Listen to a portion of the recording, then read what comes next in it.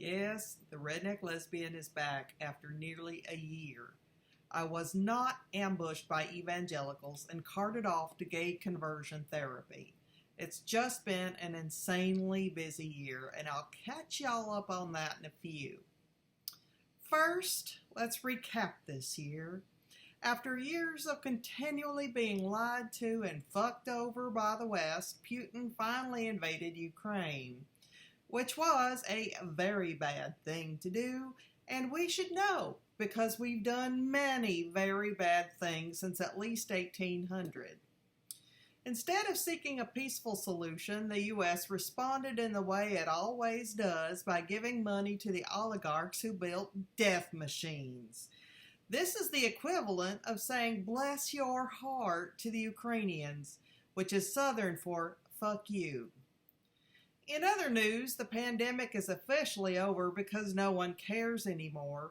As a result, many corporations are forcing their employees back to the office despite everyone proving for 2 years that many jobs can be performed from home. Remote work is apparently a major bummer for control freak managers who don't know what to do with themselves if they can't bully someone on site. Elon Musk had no comment. Roe v. Wade was predictably overturned by the Gilead commanders and their handmaid on the Supreme Court. Why women haven't burned the whole thing down yet remains a mystery.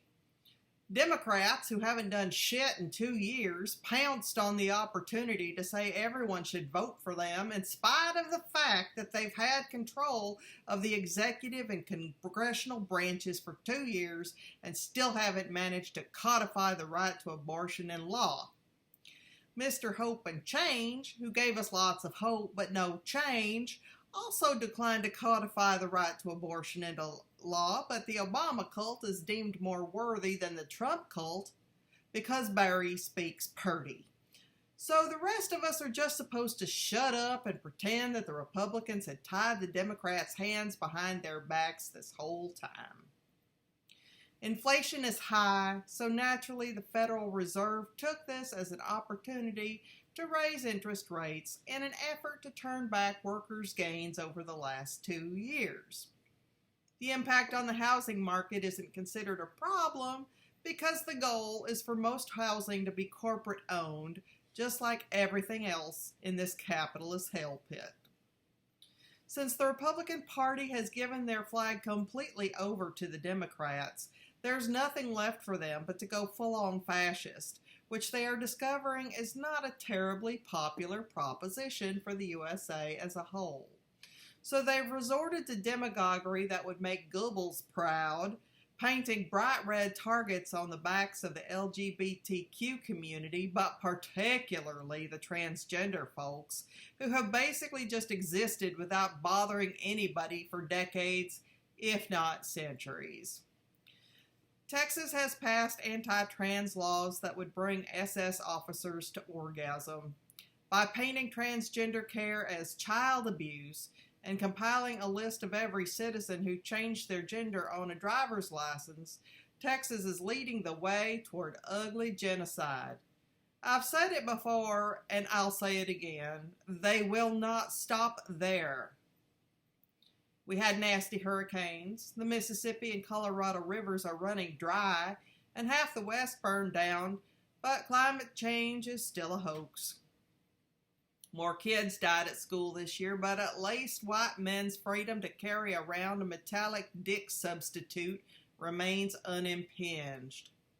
And of course, Elon Musk killed Twitter, demonstrating effectively that he is anything but a genius. So what have I been doing? The last thing I talked about was civilization collapse and building lifeboats to weather the tough seas ahead. You're probably thinking I either went completely off-grid in the Yukon or got lost in some opium den somewhere. I didn't do those things, but I did do the very thing I talked about. I built a lifeboat, and it has taken me the better part of a year to accomplish it. Now, we'd long planned to move away from Portland, Oregon, once our kids were out of school. The house was way too big for 2 people, and we wanted a simpler life. But events in the last few years made it obvious that we needed to move much, much sooner, even though it was going to make the kids madder than a proud boy at a drag queen book reading. Though at least the kids would get over it, unlike the aforementioned man babies. Most people think of Portlandia when they think of Portland, home of hipsters and social justice warriors, where Starbucks and microbrews flow freely, and you can't swing a Bird and Boss leather-free bag without hitting a vegan. And when I first moved there, it was a pretty cool place to be sure. Then the series of catastrophes in the nation highlighted the abject failure of the ruling class. The 2008 crash left everyone who wasn't rich poorer and made the rich even richer. Neoliberalism responded by rewarding the banks for their failures, leaving the average citizen broke and often unemployed. Then Trumpism came along, encouraging people to turn on each other rather than the elite. Meanwhile, the elite got very, very rich, and rents and mortgages went up and up and up. Homelessness was no longer a somewhat marginal phenomenon. You can now see it on practically every street in Portland and other big cities. The despair is palpable, and so is the elite's lack of concern. But of course, that's not the only problem. Portland is a big blue city, but it's part of a blue strip down I-5 that encompasses Salem and Eugene as well. Now, everything surrounding that strip is rural and red, and there are a lot of Trumpers in that zone. The Black Lives Matter protests that rocked Portland and other cities were long overdue. Not many people realize that Oregon's founders basically enacted sundown laws that said black people need to stay the hell out of the state. The language was finally removed from the state constitution in 1926, but that doesn't mean that Oregonians suddenly became tolerant. The Portland Police Department has long had its own poor history of abusing black people, and as the quality of life continues to spiral down in the city, the population is naturally pretty restless and mad.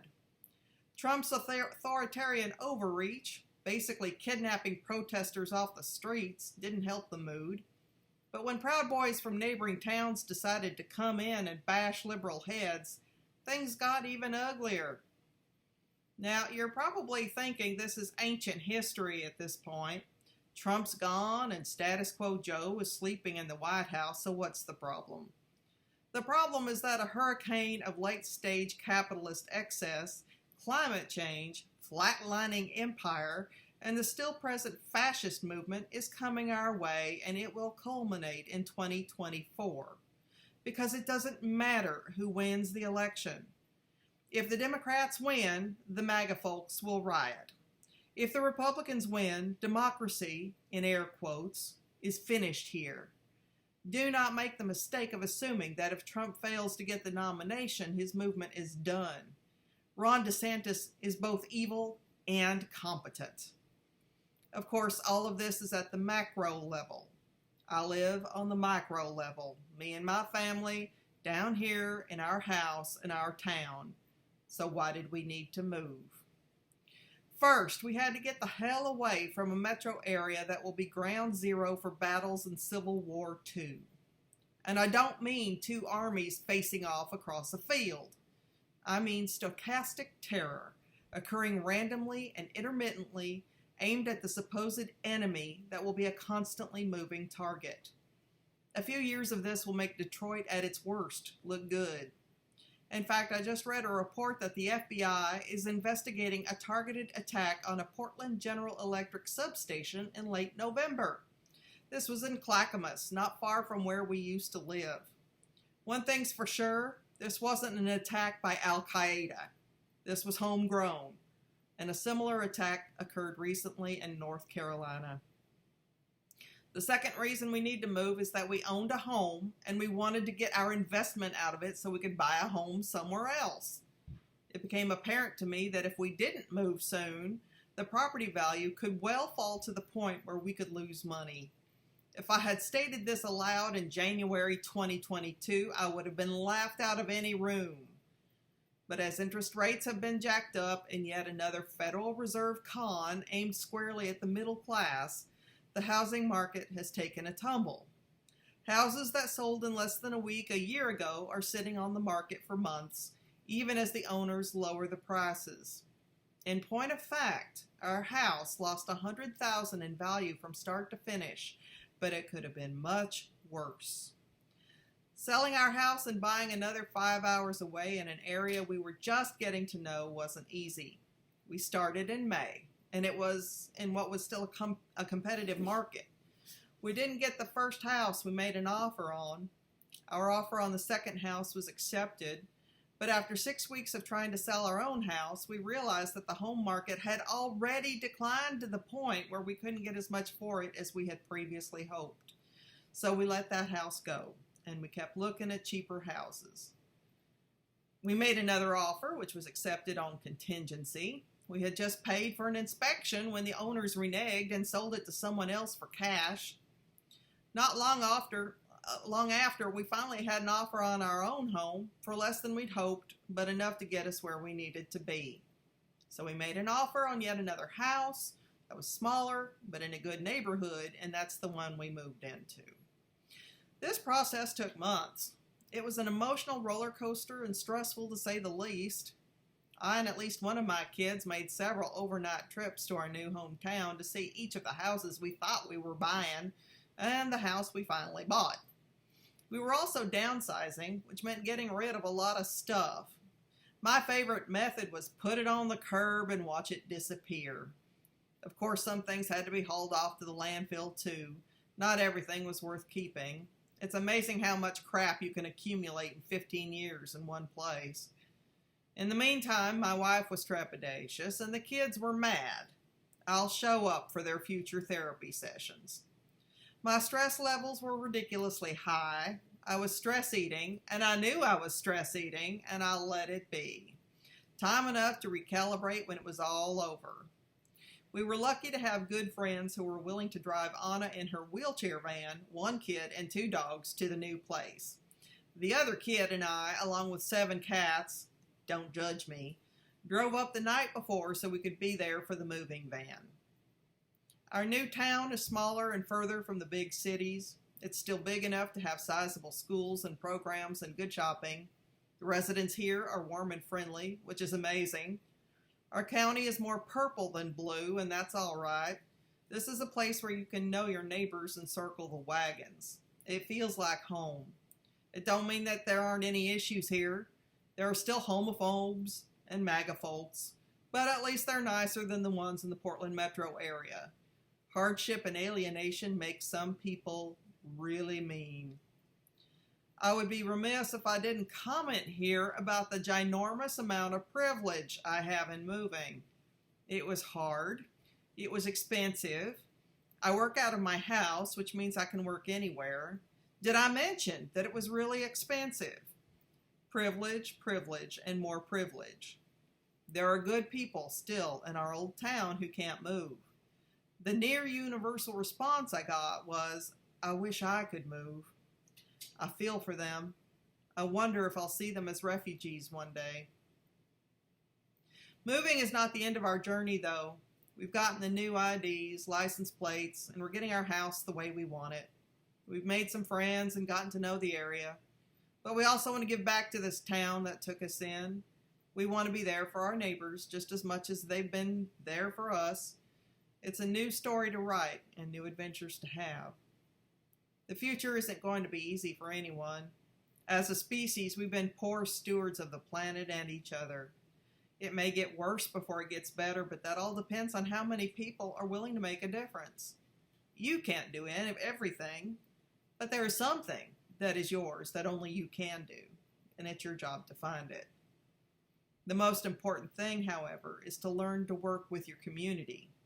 Because if the food can't come into town, or your lights are out, or the water's no good, your community is the only support system that you have left. Cherish it. Thanks for listening. Like, share, and subscribe. I'm not on Twitter anymore, but you can email me at rednecklesbian2020@gmail.com. Marry whatever you celebrate, particularly you glorious heathens. Love y'all.